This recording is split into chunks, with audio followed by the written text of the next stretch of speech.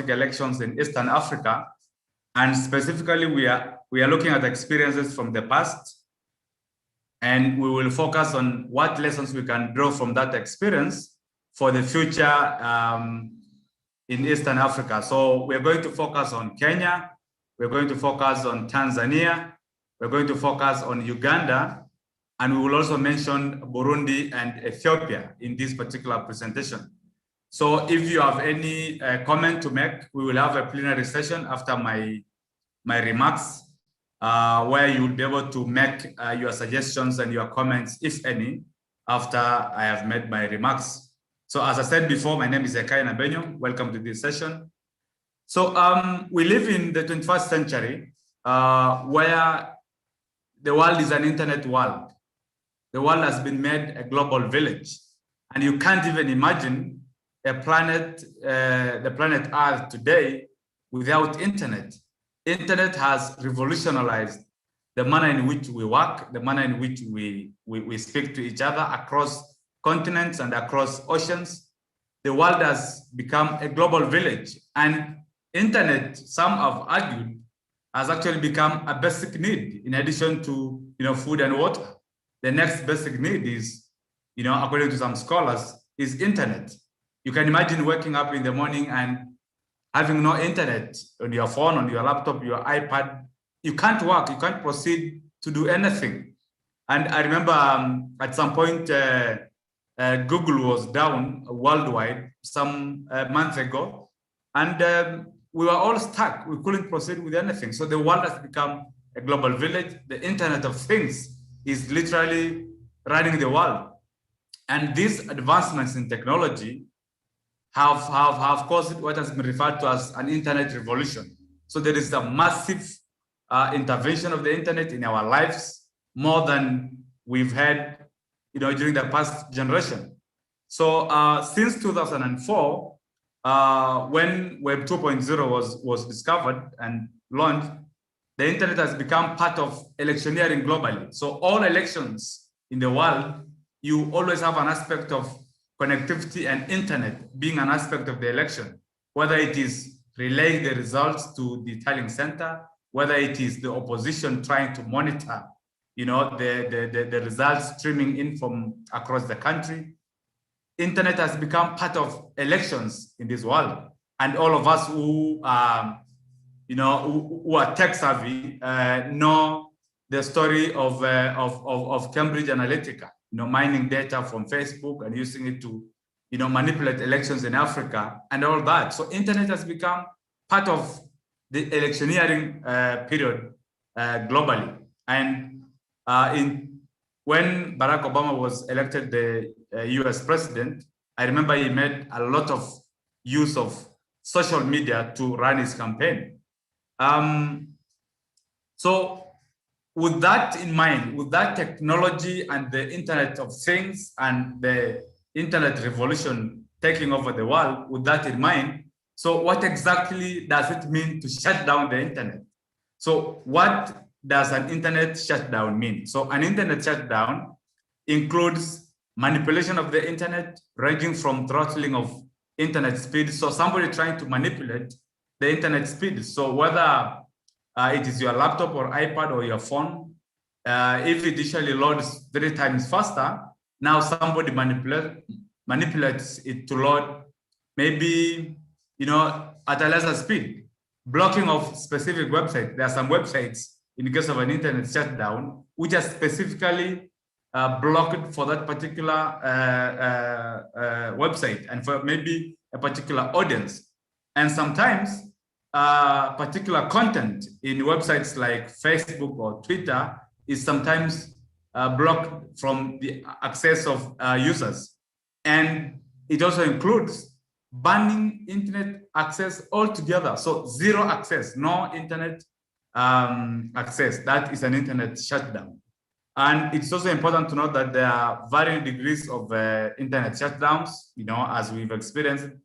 There are some which may be restricted to a particular city. There are some which may be covering a particular region or like more than one city. And there are those which may have an impact across the country, nationwide.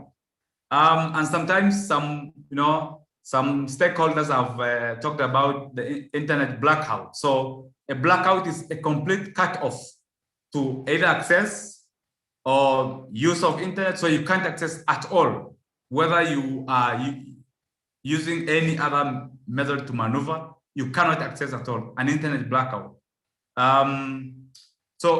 Sometimes you may not have an internet blackout or internet shutdown per se as such, but sometimes, as we saw in the Tigray region in Ethiopia, when there is a shutdown or a shutdown may also be occasioned by the cut off of electricity. So we had a war between the Ethiopian army and some armed forces, armed militias in the Tigray region. And the government responded by shutting down electricity access in that particular region. And that meant the telecom companies could not power their internet service provision in the country in that particular region. So it may either come as a direct internet shutdown, or it may also be a shutdown as a result of electricity being shut. So in elections in Africa, internet shutdown has now become like the big thing. A big part of the election is actually determined by internet shutdown. So you have, whether in Uganda or in Tanzania, and I dare say in Kenya during the next year's election, we will have internet shutdowns with the government trying to flex its muscles. And this has become, it's a new normal as COVID is. It's a new normal that we have internet shutdowns as part of African elections. So elections increasingly becoming a trigger point for governments to shut down internet.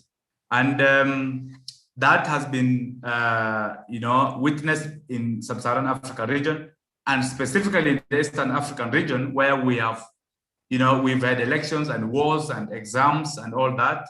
We've witnessed a lot of internet shutdowns during elections and during unrest and during examinations, which, especially on the part of elections, these particular shutdowns always cast the ruling coalition or the ruling party or the government in very bad light as regards to the credibility of that particular election. Because by shutting down the internet, you don't have access to the information on the ground. People can't know what is happening in the next region in the country. So rumors begin to fly right, left, and center. Elections becomes not credible. And as a result of that, you even have instances of the shutdown, becoming a roadblock to people accessing their economic rights and economic needs. Sometimes people use apps to market their goods or to access the market or to monitor the trends and the prices. So with an internet shutdown, it means those people are not able to access that particular market. So it denies people a source of livelihood. It results into a great economic loss for those affected persons. And most interesting, so we will look at the Ethiopian experience first. So according to a report which was released by the human rights organizations led by Human Rights Watch in 2019, Ethiopia shut down the internet 8 times in 2019 alone. In 2019 alone, not since the country got independence, if at all it wasn't independent. So 8 times in 2019, internet has been shut down. So this has caused what I refer to as, some countries have an appetite for shutting down the internet, even at the slightest provocation. So the country, Ethiopia, shut down the internet when there were public protests, which were occasioned by the shooting to death of a popular artist, and there were chaos over the country. And also, when there was a national examination in Ethiopia, the government shut down the internet in the name of they are trying to curb students from cheating in the examination. So that particular cut or the internet shutdown in Ethiopia meant that even the critical information such as that of COVID-19, which ought to be relayed to members of the public, the World Health Organizations, and the media and citizens of Ethiopia, it means with the shutdown that they were not able to access that particular critical information on how the country is faring as far as COVID-19 is concerned. So even the African Center for Disease Control, which is headquartered in Addis Ababa, in addition to many other arms of the African Union, were not able to access internet. So that caused a continental trouble, despite the fact that this was only happening in Ethiopia. And as I spoke before, on the Tigray War, there was an internet shutdown, which was occasioned by electricity, which was cut by the government in the war that was happening in the Tigray region of Ethiopia. So across the border in Tanzania, the Tanzania Communications Regulatory Authority, TCRA, ordered telecom companies during the general elections in 2020 in Tanzania to suspend bulk SMS. So you can't send a message to more than one person. So you attempt to send a message to 2, 3, 4, 5 people. A week before the election, you couldn't do that.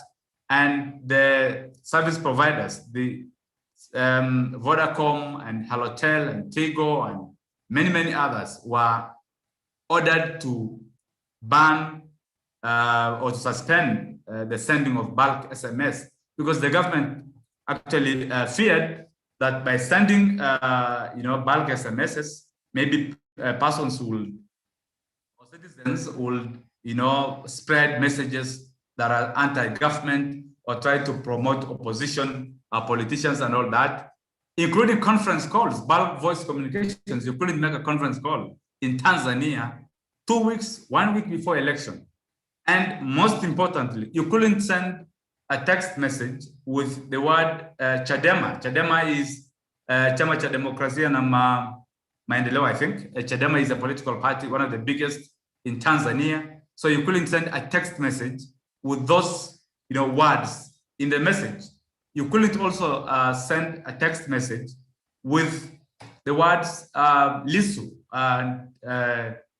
Tundu Lissu was the main challenger of the late His Excellency Magufuli. So you couldn't send a text message with the name Chadema or with the name Lissu, because the service providers had been asked not to allow those particular messages to be sent.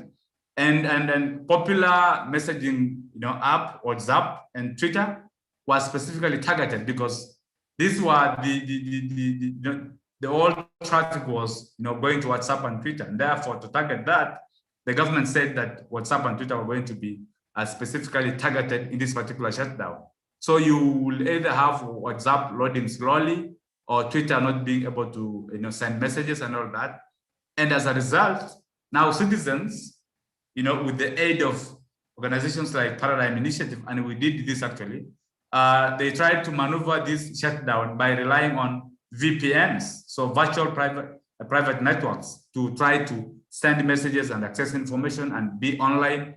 And we sent these particular VPNs to our stakeholders in Tanzania who are at risk during the electioneering period in Tanzania. So the governments across the Eastern African region, and specifically in this case in Tanzania, as the experience has indicated, the government sometimes tries to use the internet shutdowns to weaken opposition parties or opposition political candidates, as the case of Chadema and Lissu indicated.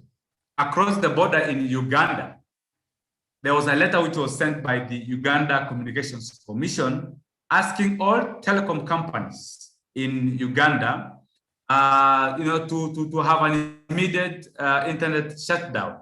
So they first asked them to suspend internet temporarily, and then after a few hours, there was another letter which was saying you shut down the internet completely.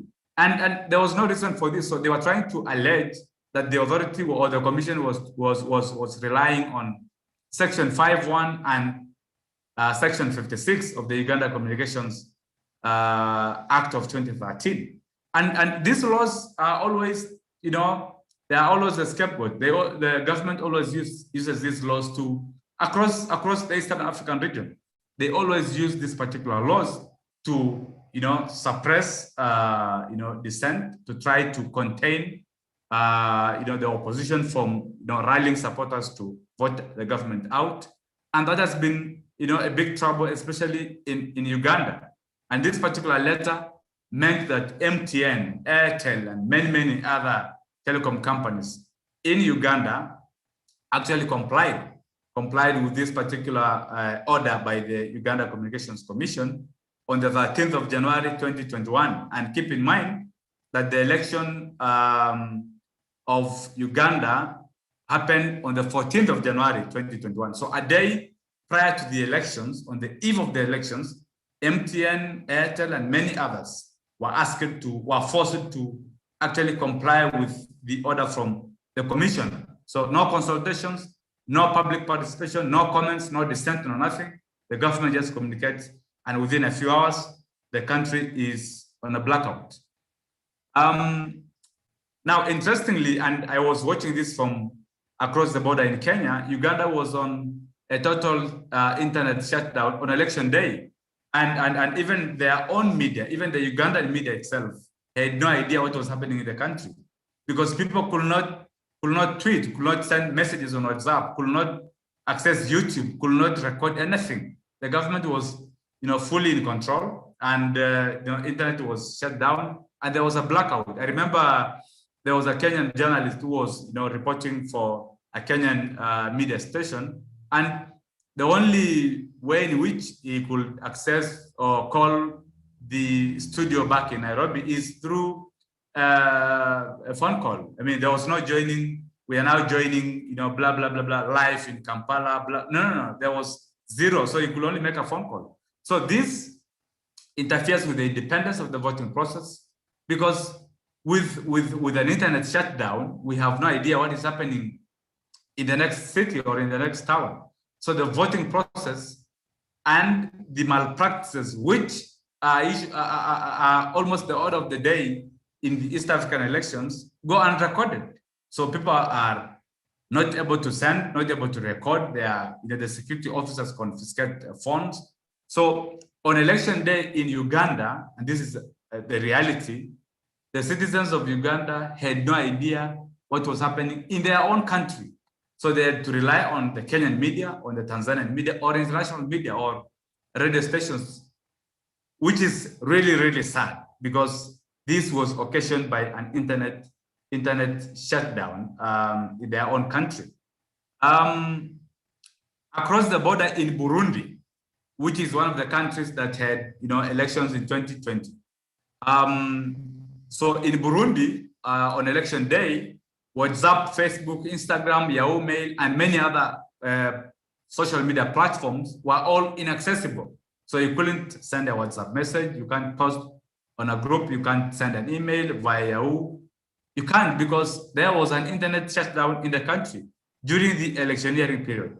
So the authorities in Burundi cut off access to all social media networks that have been approved in the country. So YouTube, TikTok, Twitter, which are less popular in Burundi, miraculously, were not targeted, and they were still accessible. So that indicates that there must be somebody somewhere who is controlling all this, who is making all these orders, who is asking the authority to shut down the internet and to allow particular apps to remain operational, while others which are popular among the citizens, there must be somebody somewhere. So access to Twitter, Facebook, Instagram, and WhatsApp, which are very popular apps in Burundi, as is the case in other East African countries, access to those were not restricted or were not limited.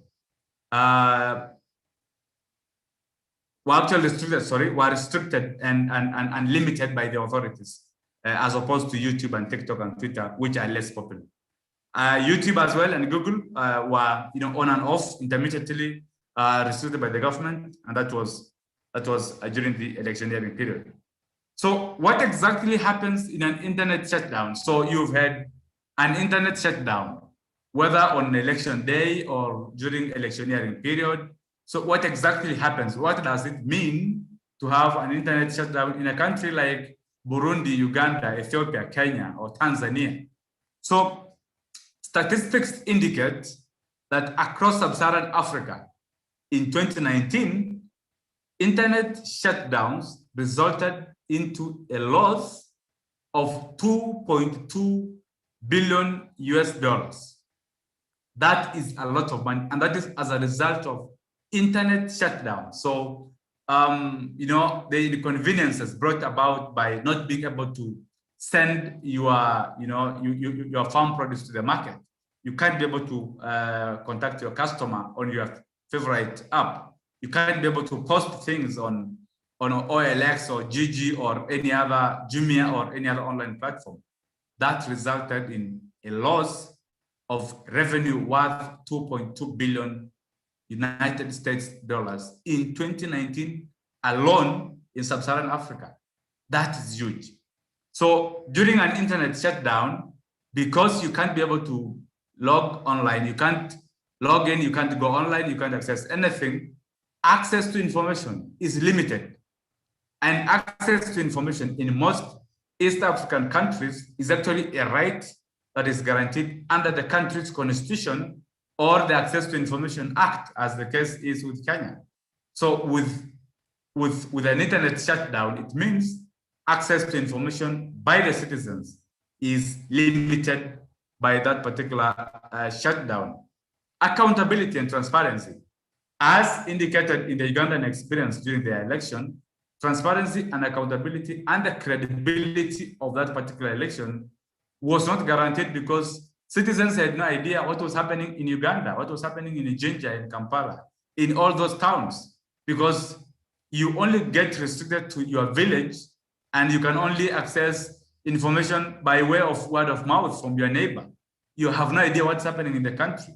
So transparency and accountability on the part of the law enforcement, on the part of security forces, on the part of government is not guaranteed, is limited because citizens cannot be able to, understand what is happening in the country as a result of the internet shutdowns. So these particular internet shutdowns, which have happened in the East African nations, especially during the electioneering period, have resulted into political, economic, and social issues. So political, so you have elections being rigged.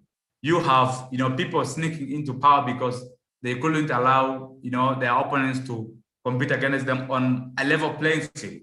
Economic, as I explained, people couldn't access their market. And there was somebody in Uganda who was being, asked to explain how the internet shutdown during the election in Uganda affected them. And they were saying that they should rely on a particular app to send their market produce to a market in Kampala city. And because of the shutdown, literally, the person, the vendor could not access any customer, and therefore it means they went to bed hungry. So these internet shutdowns, cause a lot of economic loss, political issues, and social issues in society. Yes. Now, there is an app in Kenya which helps you to track the COVID-19 cases, to be able to understand if you've been exposed and to be able to advise which doctor will be able to handle your case and which hospital is near to you. So as a result of some of these shutdowns, you sometimes get citizens being locked out of the ability to access Medicare. So they can't be able to access their app to trace whether they have been exposed to a COVID-19 infected zone, for instance, because of the shutdown. So internet is very key as far as COVID-19 is concerned, especially now. And a lack of communication amongst the citizens, amongst stakeholders like human rights organizations. Lack of communication means that rumors will be flying right, left, and center.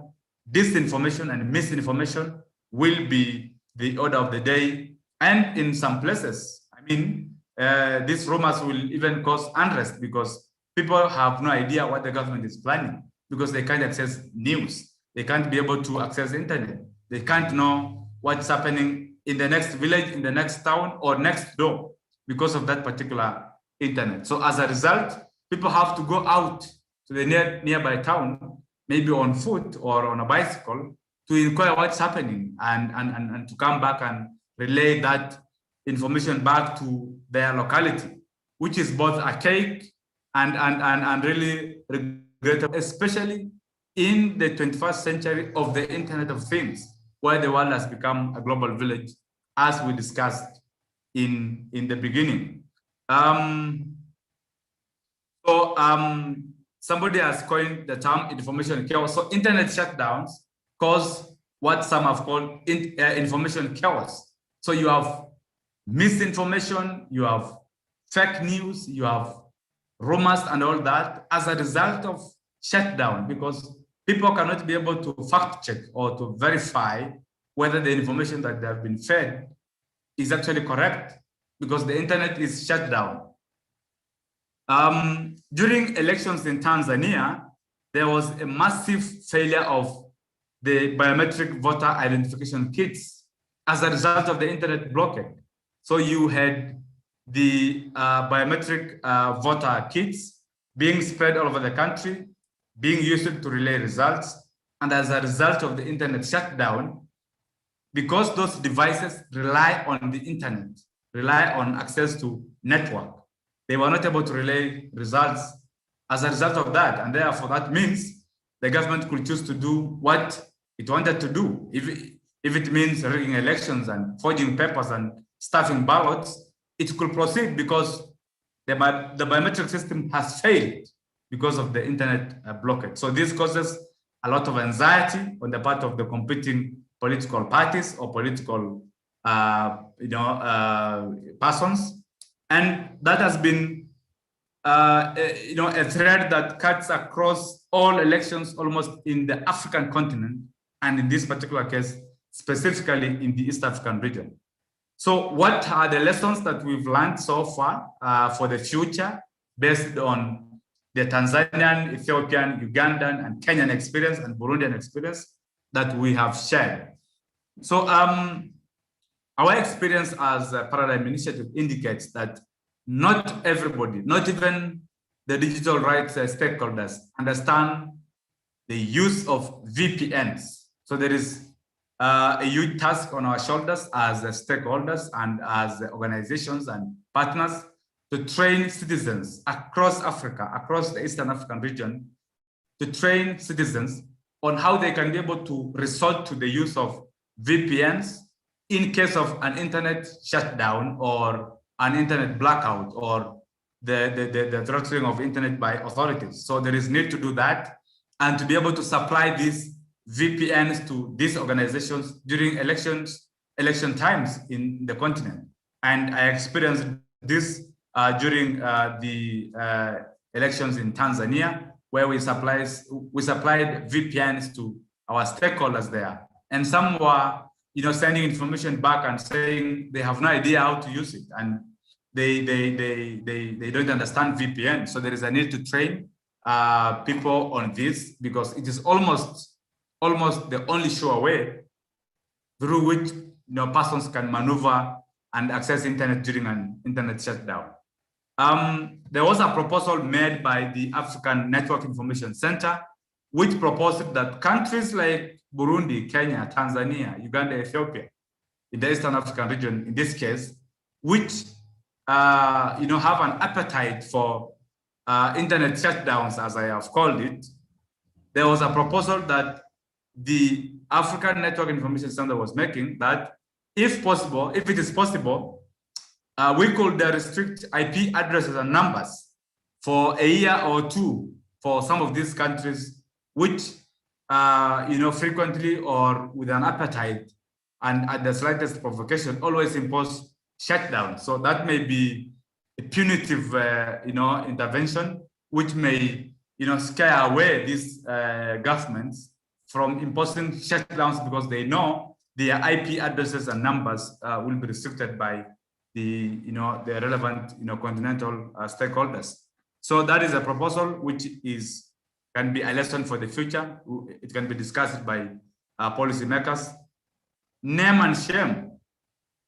It may also be a proposal that as digital rights stakeholders, as citizens, as persons affected by internet shutdowns, we can mobilize and publicly name and shame governments that have an appetite for internet shutdown. So in every report released by MTN, Paradigm Initiative, our partners at Article, many others, we can name and shame these guys, and that can actually work because nobody wants to be part of the list of shame. So that is a lesson which can be recorded for the future. There is also a need to raise awareness on the part of citizens and on the part of government officials and government entities, for them to understand what exactly is the consequence of an internet shutdown. Because some of these government officials, they just operate on a phone call from State House. So they have no idea that they're actually occasioning the country economic, political, and social trouble, which will arise as a result of the internet shutdown. So there is a need to properly enlighten these government officials and citizens on what exactly is the political, the economic, and social impact of internet shutdowns on the country and on the citizens, and how that a particular internet shutdown actually impacts on negatively on the freedom of expression, which is a basic human right in most of these East African countries. Another lesson which we can learn as stakeholders, we are always reactive. I mean, we always react to the government of Uganda has communicated that there will be an internet shutdown in the next 2-3 hours, and then we react to that. So I think the lesson which we've picked from all these experiences we've talked about is the fact that we need to look for a way through which we can prevent these internet shutdowns during election times in the Eastern African region and in the African continent before they actually impose that particular shutdown. So if we can be able to understand that the government intends to, is most likely to impose an internet shutdown, we can be able to begin shouting on rooftops and making noise and media conferences and maybe even talking to the specific government departments before to dissuade them against imposing an internet shutdown. That may work because the experience we've had has been that we are stakeholders and we are citizens, we are always reactive. We wait for the government to act or to go wrong, to swerve off the road, and then we react later on, which has been counterproductive. In some countries in the African continent, and the two examples I have in mind are Ethiopia and Eritrea, the government controls 100% of the internet's infrastructure.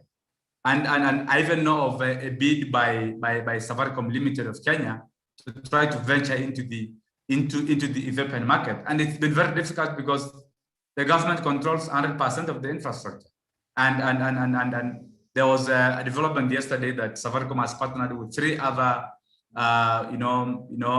giants in the telecom industry to form a consortium to venture into the Ethiopian market because of the 100% government control. So that has to change, because once you monopolize something as critical as internet infrastructure, shutdowns will always be the order of the day. The government will be shutting down internet at will and as they wish, and we probably will have nothing to do.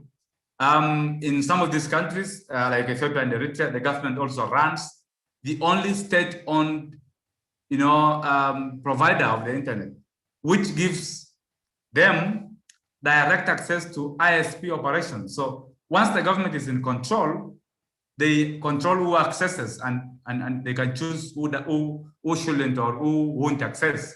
So that is something which is a lesson for us in our policy engagements with the policymakers and lawmakers and governments across Africa. You should also note that there are at least 27 countries in sub-Saharan Africa as of 2016, where there is a law enacted by the parliament of that country, which allows government and legalizes internet shutdowns. So that, in my view, is a recipe for chaos, and that needs to be addressed as a lesson for the future. Yes, so those are the remarks which I have made and which I have noted as the speaker for this particular session.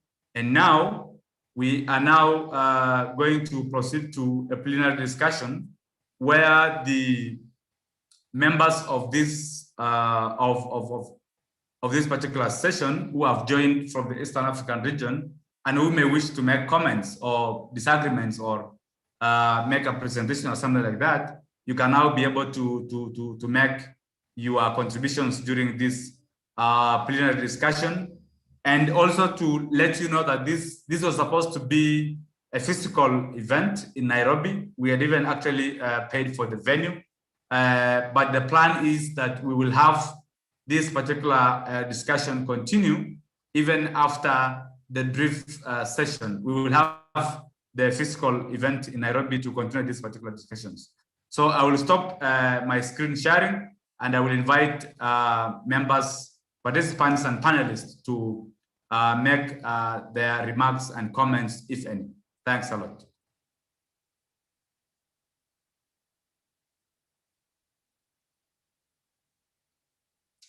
Okay, so anyone,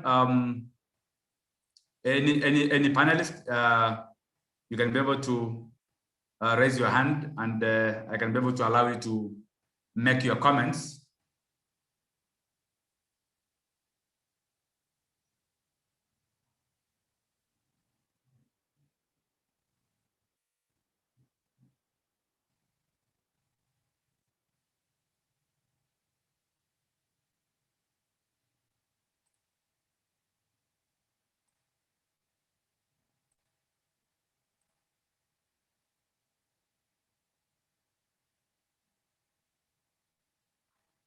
Okay, those of us from the Eastern African region, Kenya, Uganda, Tanzania, Ethiopia, Burundi, if you have any comment, or anybody even from outside the Eastern African region, you can share experiences from Central Africa, West Africa, North Africa, Southern Africa. You can share experiences of internet shutdowns and what lessons you think we can learn from your region as far as our interventions and policy discussions with the lawmakers is concerned. So anybody, you are free to make your comments, regardless of which region.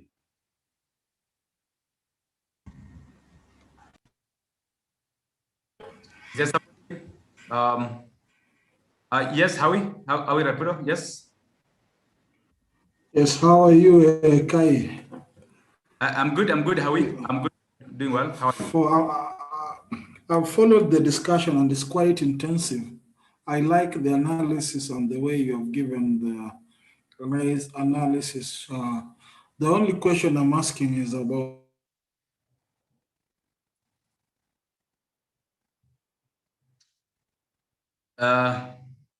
sorry, Howie, I think I lost you.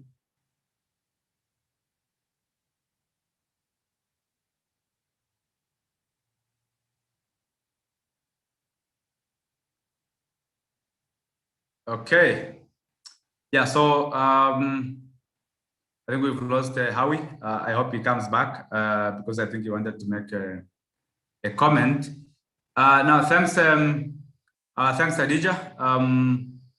You indicate that it's an interesting session, very informative, and it's good to look at the violations in contradistinction with with the other, and looking at the comparative experiences from the countries we've discussed.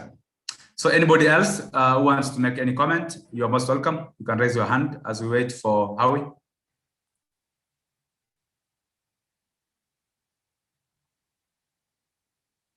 Okay, I'm back. Sorry for that. I think my internet went off. Just allow me to make a comment. I'll just say I like the scenarios that you're giving, but it's important to talk about Kenyan scenario because one, the arrest of human rights activists is also a significant, important thing, like what we saw of our brother who was taken to court. Secondly, you also need to also look at the measurements around what is happening as you're going towards elections, especially with the campaigns that were there before COVID. When you're talking about Tanga Tanga and the other persons, it's very important to look at that. So that when you're looking at the Kenyan scenario, I know you're talking about Burundi and other scenarios, but I didn't get the Kenyan scenario. And I'll be interested to looking forward to working with the Internet Society Kenya chapter. Thank you. Okay, thanks a lot, Howie.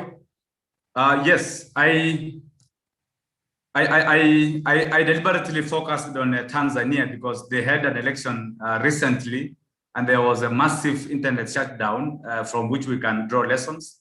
I also focused on Ethiopia because of the war at the Tigray region, and with the internet shutdowns and electricity being cut from the citizens. So and then the Ugandan election was very critical because that is a classic example of how an internet shutdown, could affect the whole election and the whole country and all that.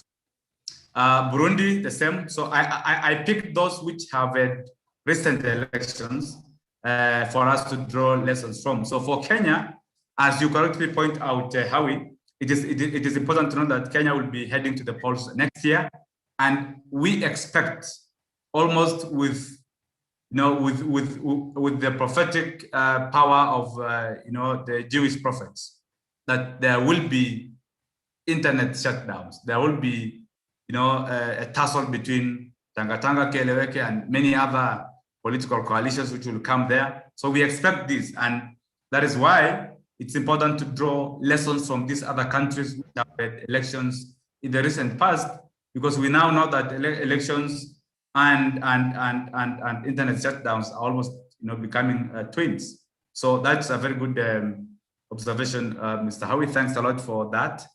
And I now invite any other person to make their comment.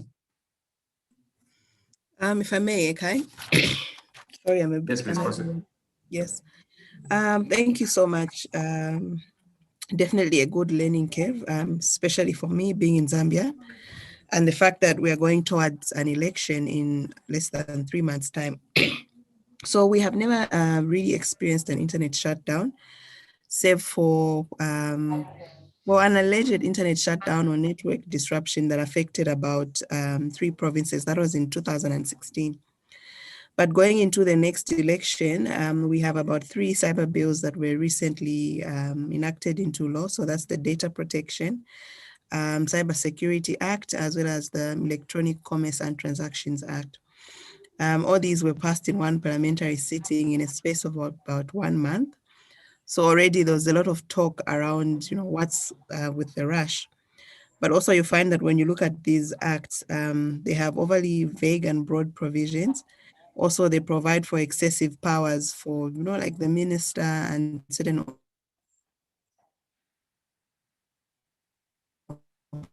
officers like cybersecurity inspector. I think we're at a point where the coming election will be a very contentious one.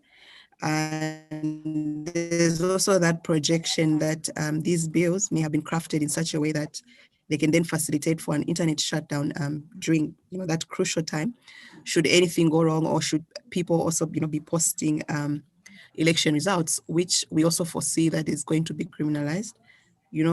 For example, people update each other through Facebook if you're at a polling station of the election results that are being announced, and you get people also who in their own capacity just try to add up and tabulate all these to see if they're consistent with what is being announced by the Electoral Commission of Zambia. So that's just one to watch. At this point, it's unknown, but it's also worrisome, and that's something that we are keeping an eye on. Thank you. I just thought I would share those insights. Yeah, sure. Thanks a lot, Bernard. That's a very good experience from Zambia. And I mean, it can't be a coincidence that you have elections coming up in a period of 3 months, and you have parliament sitting in one sitting to enact 3 laws which are going to affect the rights of citizens in a big way. So that is very, very suspicious. And you know, one thing which I've learned across the Eastern African region, and which I know will spill over the rest of the continent, is the fact that governments always learn from each other. So they saw what happened in Tanzania with the government shutting down. And then you had Uganda. Now you will have Kenya next year. And then you had, so they always learn from each other, and they try to foresee and try to seal all loopholes, you know, as far as opposition trying to maybe whip emotions and trying to mobilize is concerned. So they will try all the best, including legalizing internet shutdowns, as you know, the case suspiciously looks like legalization of internet shutdowns, because a law needs to undergo a thorough public participation, comments by stakeholders like us before it is debated in parliament. And it's so shocking that this happened within just one day. You have all the bills, you know, enacted as if the government is just conveyor belt. So that is noted. Thanks a lot, Bolanda, for sharing that experience from the Southern African region. So Lynette, I see Lynette, your hand is up. You can proceed to unmute and share your thoughts.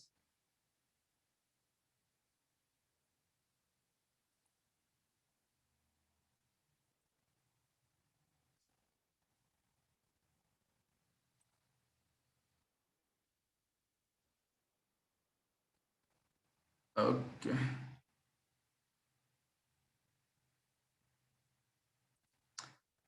Lynette, I think you joined as a participant inadvertently, so let me just check. No, you're actually a panelist. Lynette, you can unmute. Just proceed to unmute and speak.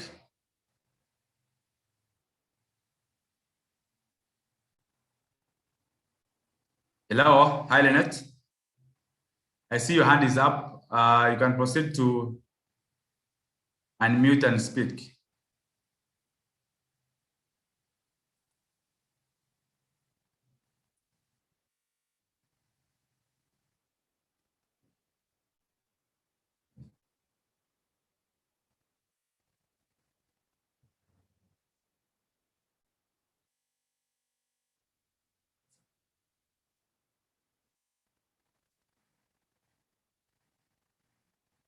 Okay, anybody else as we wait for Lynette?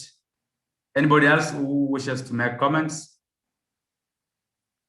So thanks a lot, Howie. We should be able to keep in touch. I see your email. Thanks a lot for that. Anybody else who wishes to make comments before I invite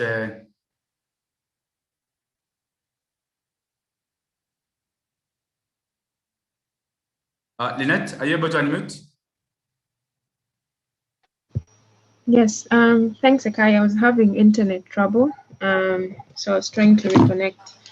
I really like the contribution that was made by the participant from Zambia, and that is the learnings, one of the learnings that I think is important for this discussion.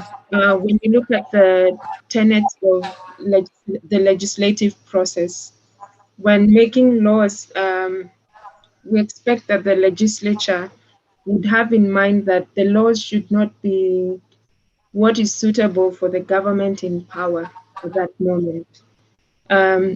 We should not be waking up to new laws every other day, or with every other new government, imposing new restrictions depending on what they feel is comfortable for the regime.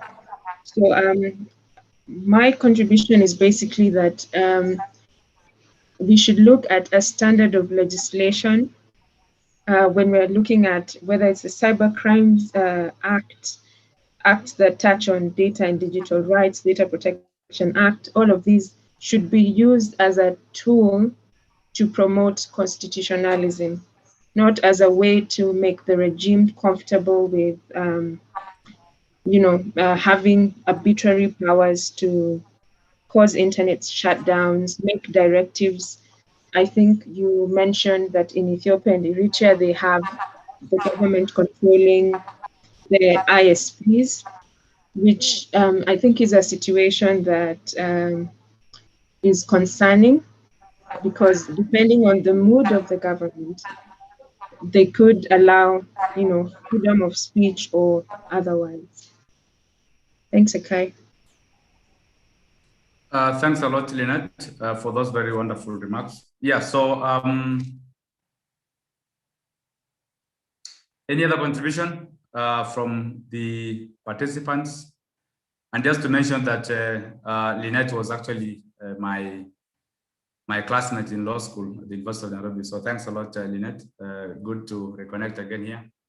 So anybody else who wishes to make any comments on this?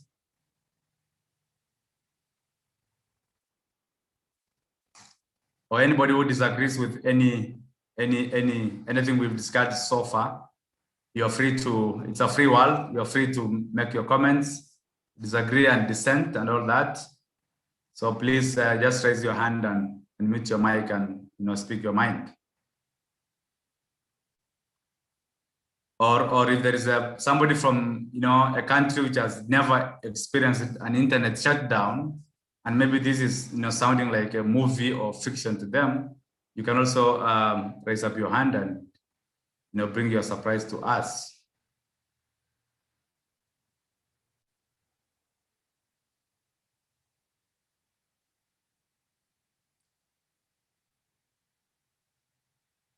Anybody?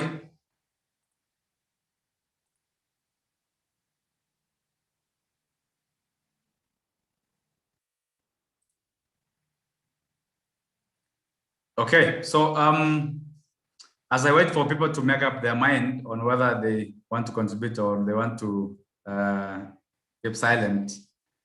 So just to mention that, we had planned this to be a physical session at the 680 Hotel in Nairobi, but because of the COVID-19 protocols, which were announced by the president on the 26th of March, I think, we were not able to have the meeting in Nairobi because all gatherings of any kind were banned and entry to Nairobi was restricted. So, and we had participants from across the country. So that made us to shift to this online event. So we will have this online discussion. However, we will communicate to you, to all those who had registered for the physical event. Even after the drift session, we will communicate to you in regards to when and how we will have these discussions now as stakeholders, as partners, now in a physical space. So all is not lost. We will continue these discussions when we meet, physically in Nairobi, hopefully in the very near future, maybe May, June, around there, depending on when the president will open up the country to meetings and the COVID-19 protocols relaxed. So, am I locking anybody out? Is there anybody who wants to make any remarks? Any comment, anything before I move on to the next segment of our session?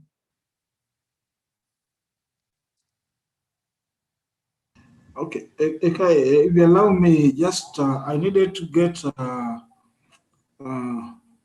comment from you because I didn't get the version where citizens are fitting into this process, because we just talked about the shutdown. So that is government. Where do citizens fit in, and how can they help in dealing with issues of internet shutdown?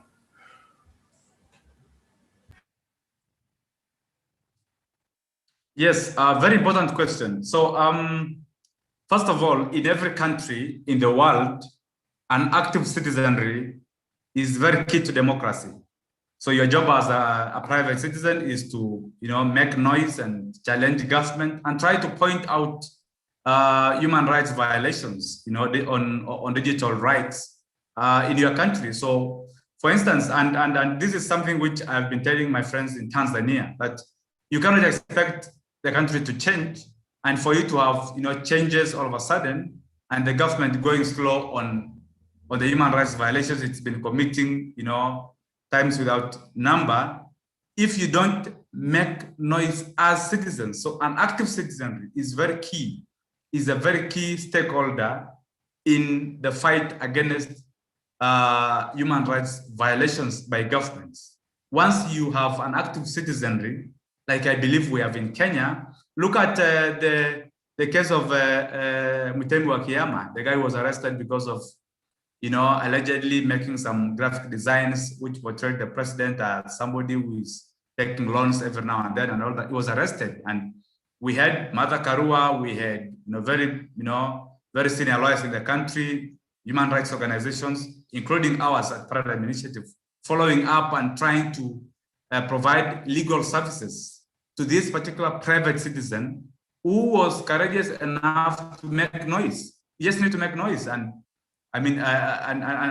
cause some change. And much as the trial is still happening in court, the reality on the ground is the government knows Kenya is an active citizen, is an active populace. So you can't just go out there, borrow money in our name, sign documents, have collaterals, right, left, and center, without the citizens making noise. So that is a classic example of how citizens are also key players and key stakeholders in this process. It is not about government. Shutdown is not about government, because I dare say the government may not be affected by shutdowns, at all. Maybe they restrict internet access to the rest of the country as they use their own communications devices to access internet. It is the citizens who are negatively impacted by these shutdowns. So it is the citizens who can't sell their produce to the market. It is the citizens who can't know from their app if they have been exposed to a COVID-19 zone. It is the citizens. So all this revolves around the citizens. And with a citizenry that is active and able to challenge and able to point out and hold government to account, or to even gang up and vote them out in the next election, that the shutdowns will always continue if we don't have an active citizenry. So in my view, the fulcrum of this digital rights movement is actually the citizenry. So I hope I answered your question. Any other question? Any other final questions, remarks?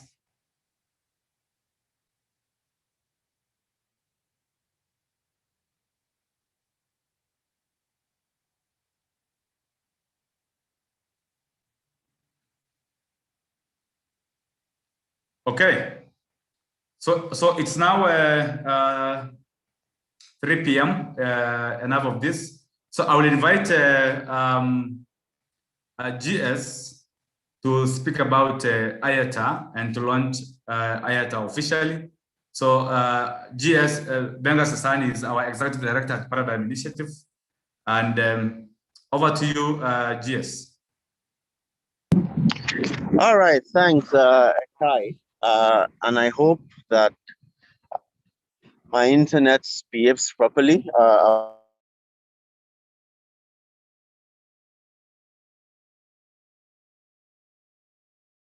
was supposed to get better access, but I hope everyone can hear me. Good afternoon, and conversation we've had so far.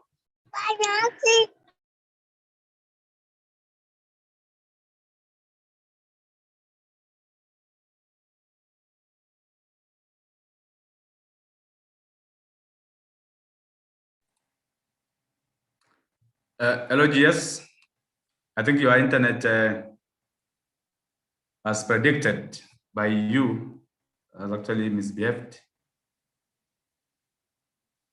Yes, so as we wait for GS, So GS will be speaking about IATA. The IATA is a digital rights toolkit, which was developed by Paradigm Initiative and its partners to aid human rights defenders like ourselves in our work, across the continent.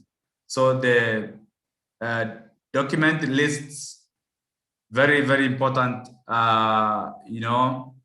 issues regarding how to protect yourself, because we have increasingly become concerned about our digital security as human rights defenders. So you are either being monitored by government, you are either being, or your devices are being confiscated by government, or your passwords are stolen and all that by the authorities that try to monitor, your movement as a human rights defender. So how can we be able to protect these particular human rights defenders in the media, in civil society, private citizens, the bloggers, and all that? How can we protect them from the governments that always are on their neck, trying to follow their digital footprints online? So the IATA Digital Rights Toolkit, which GS is going to speak about, is, okay, GS, are you back?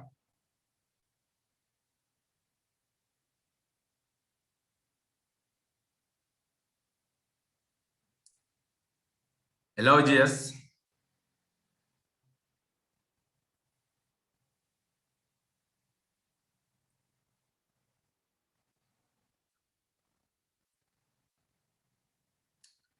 Okay, so as we wait for GS Internet to come up again, I wanted to mention that so the IATA Digital Rights Toolkit is a toolkit which we've developed to provide digital security tips and measures which you as stakeholders can take against potential threats. So and those of you who work in these human rights organizations, or even as a private citizen, you always fear for your security. So are you being monitored by government because you are pointing out digital rights violations? Or maybe you appeared in court as a lawyer representing, the guy who was arrested by the authorities for making the picture of the president. And then since you are supporting this guy, now the government is on your toes and following you. So how can you be able to protect yourself against that? How can you be able to kind of zigzag your way out of the government light, which is following you and maybe becoming a threat to your life as a human rights defender? So this particular digital rights toolkit includes profiles of digital security actors, across the African continent, a calendar of relevant digital rights events that we have in the continent, be it the Digital Rights and Inclusion Forum by Paradigm Initiative, or many others, or any other digital rights forums by our partners. And last but not least, this particular digital rights toolkit links you as a human rights defender to resources such as digital security case studies from selected African countries, or things like model policy briefs and media releases, or model coalition statements by partners or coalitions, like we have the Net Rights Coalitions, or we have the East African Coalition on Digital Rights. So a section of this particular toolkit, which we've developed as Paradigm Initiative, is dedicated to handling or enlightening you on matters to do with network disruptions, what you can do to circumvent the same, how you can keep these particular records, and what advocacy resources exist that you can be able to use or make use of in that particular moment. I'm sure you must be aware of a particular fund by some of these digital rights organizations across the world, which, for instance, support human rights defenders when they have an emergency. They have been arrested, their phones have been confiscated, they can't access food. So there is an emergency fund for that. which has been set aside by some organizations within the digital rights network across the world. So that is very key. And, we have, compiled this together to be able to make you as a human rights defender be able to access this particular information when you need it. So this digital rights toolkit, which we call IATA, was developed in 2020 as a 2020 Stanford Digital Civil Society Fellowship Project. So Stanford University has a Digital Civil Society Fellowship, which we are part of. And there was also support from the Netherlands Human Rights Fund and our Executive Director, Benga Sasa, led that coordination of that particular project and the curriculum development and the writing and editing, and also supported by the rest of our team at Paradigm Initiative. So we had partners, including from Kenya. Kictanet was part of that. The University of the Gambia was a partner. Access Now was a partner. CIPESA was a partner. And the School of Journalism and Digital Media at the University of Gambia, as I've mentioned. Article 19 UK. We had partners like PTCIJ. We had partners like Policy, who are currently trying to convert this particular toolkit into a game for us to be able to coordinate with our partners and stakeholders to make this to be, just, a phone away. It's an app or a game in your phone. Frontline Defenders as an organization was also part of this, as well as the Media Foundation for West Africa, which reviewed the first version of this particular toolkit. So lastly, this toolkit is designed with the aim of, as I said, addressing the growing need to safeguard digital rights defenders across the continent, be it journalists, whistleblowers, and witnesses, and others who are working with sensitive information in what is often referred to as the global South, which is sub-Saharan Africa.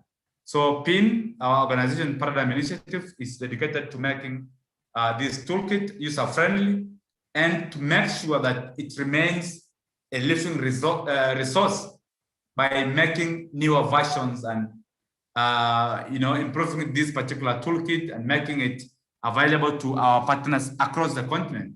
So we rely on your feedback as stakeholders, your comments, your ideas, your criticism, and your stories to achieve this. So if you have any comment, you can always send feedback to hello@iata.africa, and I'm just going to share that particular email here in case any of you is interested in learning about our signature project IATA, which we intend to bring you on board as a partner, and we hope it will help you as far as your advocacy against digital rights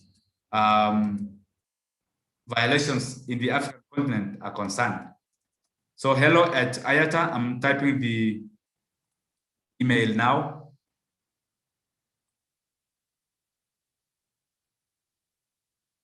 So hello@iata.africa is the email which you can use to point out any concerns you may wish to make. Yes, GS, are you back? Yes, I hope so. I hope you can hear me now. Yes, we can. Okay, great. So thanks. There's actually nothing more to add. I think you've given details of the toolkit. One is the fact that, as you said, we didn't do this alone, and so we trust that going forward, this will be something that others can, really use for their programs, for training, for consultation, and all that. You will notice when you check the report, which is, the toolkit, the text component when you download from IATA.Africa or Paradigm HQ www.unaccomplished.org/IATA. You will notice that it is not copyrighted.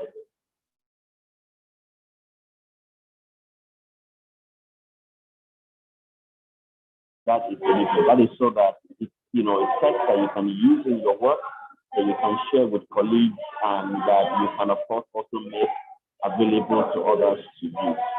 I noticed that we had, I don't know if you're still on the call, but I saw my colleague in the project on this call earlier, and I'm just checking to see if he's still here now. Boniface, but I see Boniface is in there. It would have been great to hear Boniface speak a bit about the experience of putting this together. But apart from the point I made about being able to use this freely, I think it's also important to say that in addition to a toolkit that will train you to materials that you can use, we also look forward to feedback on that. So IATA is available in English, in French, and in Swahili. So it is not just for English or French speakers. If you need to do training in local languages that are not yet represented and that you're interested in, please reach out to us.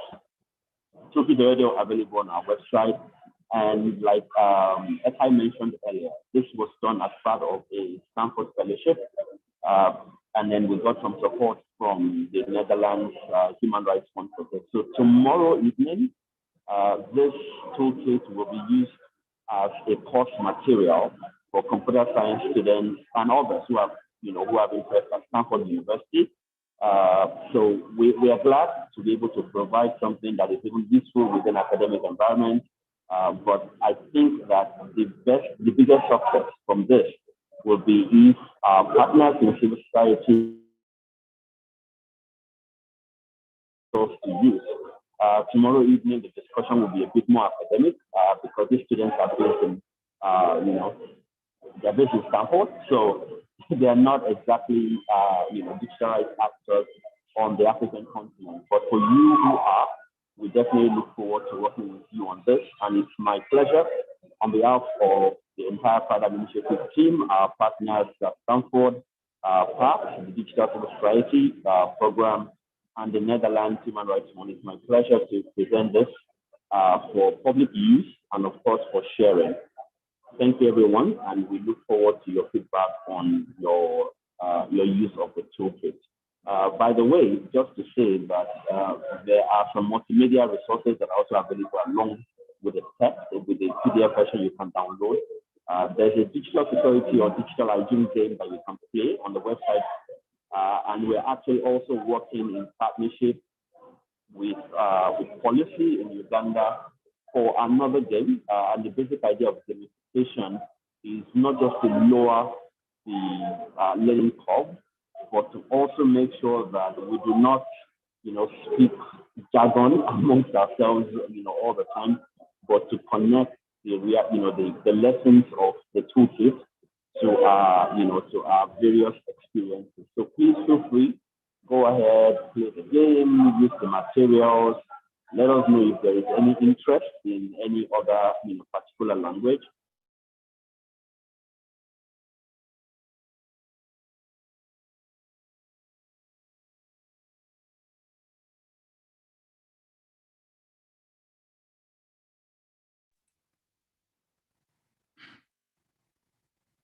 Okay, GS, are you there? Yes, I was saying over to you. That's about it from me. Thank you very much, and thanks everyone. Okay, that's fine. Thanks a lot, GS, for that particular information that you've given to the team on IATA. So I have posted the link on the website. So if you if you type IATA.Africa, it will take you to Paradigm Initiative Organization's website, and then you will be able to download IATA as GS as mentioned. So you have the English version, you have the French version, and then you have the Swahili version. And then very soon we will be able to have games for you to be able to learn, and these are being worked on at the moment, as mentioned by GS. So thanks a lot, GS, for that particular information and for officially handing over IATA to the world, the world of digital rights in our continent and worldwide. Thanks a lot. So anybody who has any final question or thoughts, maybe on IATA, now that GS has officially launched it to the team? Does anybody have any question? Maybe something you don't understand, or maybe you want to engage with our team going forward on IATA? Anything, any question, comment, anything, please let me know now.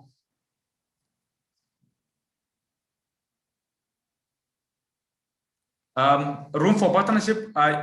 Yeah, we can schedule a call and discuss, Brian. So, I mean, we can always have a call to discuss how we can, put our heads together and work as a team, because I mean, partnerships are key to our continent's progress. And I mean, provided it is a meaningful partnership, of course, that is most welcome. So we can schedule a call to discuss partnership. Brian, Malika, I hope I've answered you. So maybe if I can share my email just now here, so that you can be able to email me directly even after the call. I think that will be great. So I'm just sharing my email here.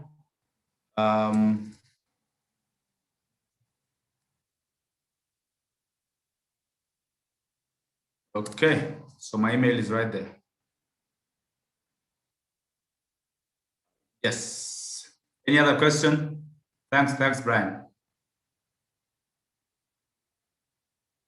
So as GS is saying on the chat, so this toolkit, as we've mentioned, as GS has mentioned, is a product of a partnership between our organization and Stanford and many other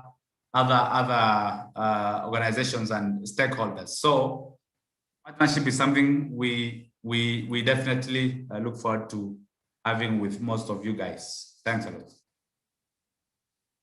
Any other question before we wrap up the session?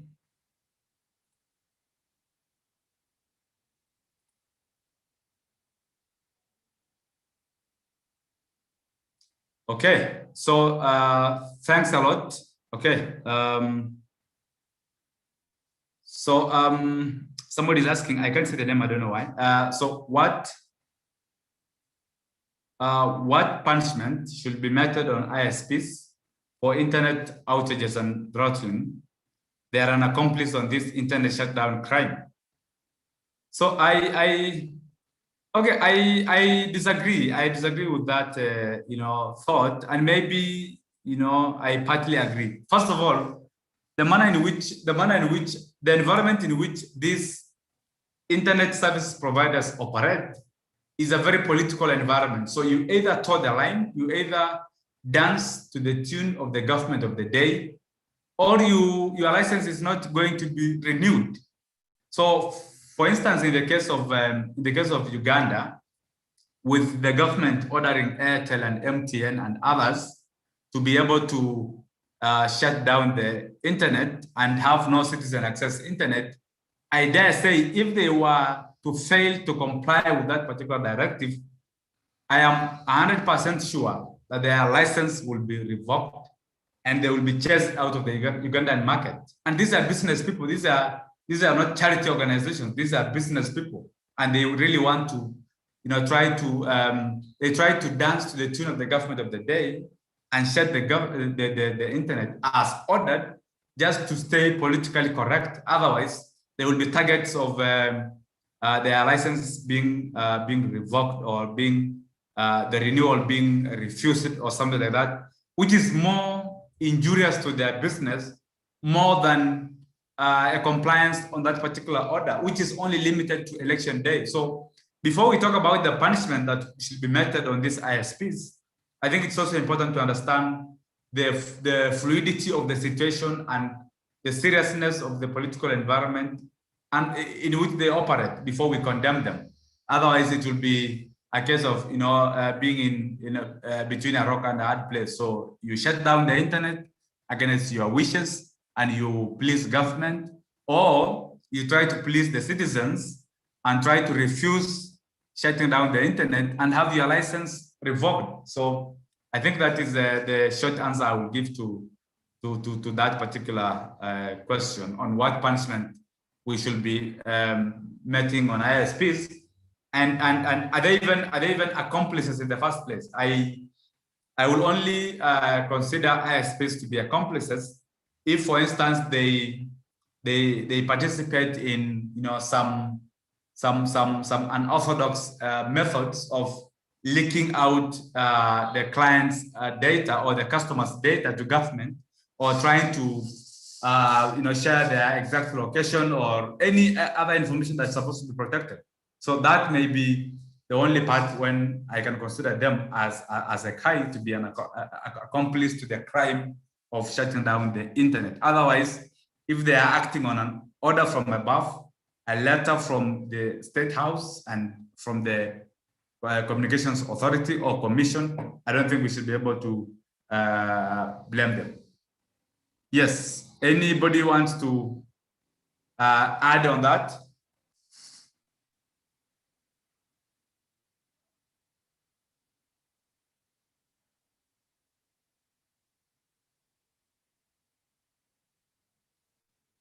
Any comments?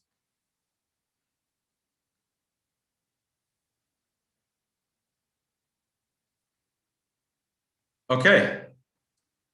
Yes, so if there's no comment, I want to thank all of you for logging in and joining today's session. So we have the sessions tomorrow and up to the end of Drift on the 30th. So we welcome all of you to attend those sessions and to keep the discussions lively and your comments coming. We appreciate that.